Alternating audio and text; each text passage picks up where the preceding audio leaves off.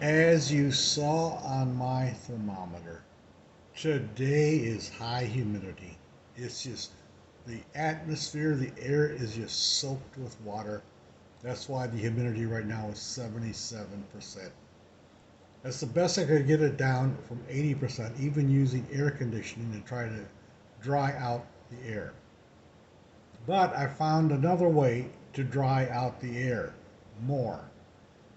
Because on and off, I've been coughing all day in this high humidity, and I think is the problem. But I'm not coughing as much right now. And the difference is I've got a fan on me. Fans reduce the humidity and it reduces my coughing. The only thing is I got to put this little black piece of plastic on the side here. The fan blows right this way. If I don't put this black plastic right here, it blows into my eye and dries it out. Then I got to turn the fan off me. No, I want the fan on me all the time, but I don't want to get dry eyes.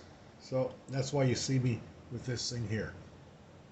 But the fan is helping with reducing the humidity. So I'm learning the problem of coughing. High humidity is the big thing. And to reduce it, I've got nasal spray and I've got this fan.